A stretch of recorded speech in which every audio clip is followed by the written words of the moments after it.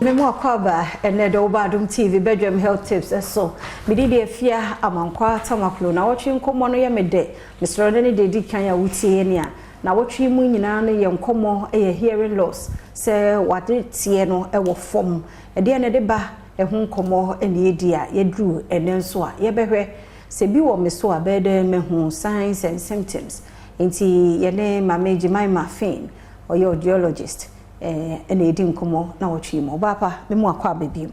na me na wase ene nso emra Adom TV Badwam edi nkomo edwada benada ene ye hwe signs and symptoms beden mahu se me yenya hearing loss anase madetie no e wo form mahu pomponso ne tesei yo into the first one one kasa wo report obema also me first no obi kasa meti bibia krogen na asesisi ano emu nti papa nti eno ne wo first report so wo zo wen tumi enhu a omo ne wote no ombetumi enhu se mami we afa ye kasa omwa yen se ne wo se obua yen ana se wo kasa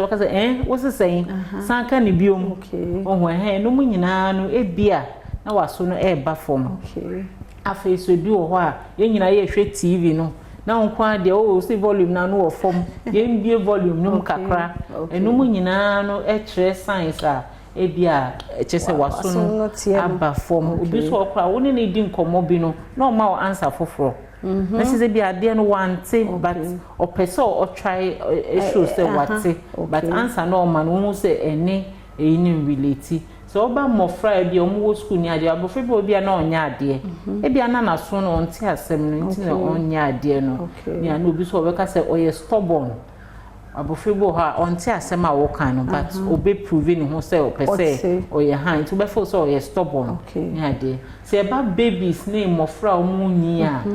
main thing is abofra na starting kasaye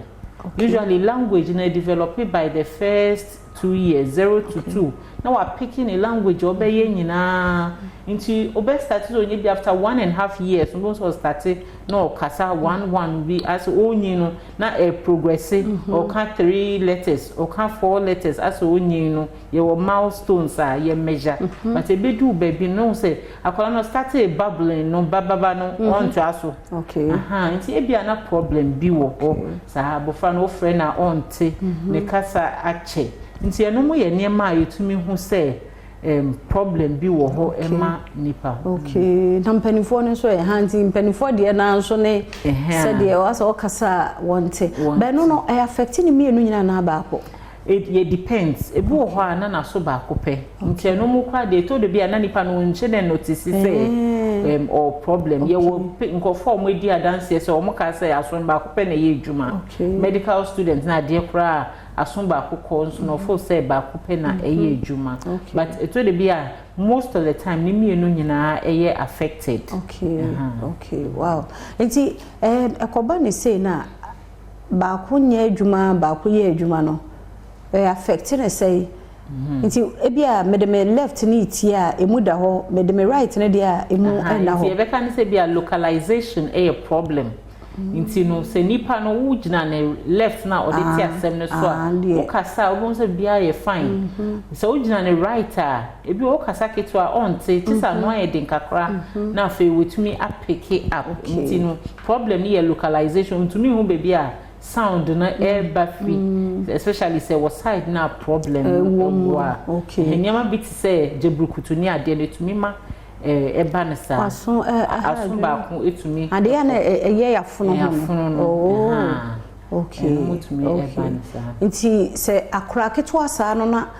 akura growth no unhu sa sign ni bi o kan mama dadada ne sa ne ma no ana wotimi kan du ba bi na enkobie ma ho ne problem o say etumi check say dey se bibia ye okay ye be ma speech therapist aboano but hearing loss for ho na ya trace ni bitumi abwana fa eda se enso anti jimaima na yete no nka no ono de eba aso ne emeni ho sa aso ne de obeboa mo atimi ehunu ne ekoso ye de asede ma endpoint homeopathic clinic mi ye sure se nkomo na ye ode o kina nyame ya adom asa kan ye ho na mo mfa asede ma endpoint ma me na frɛ ne sisi a so wo yare nko ade a fa no so personal doctor any day o frɛ na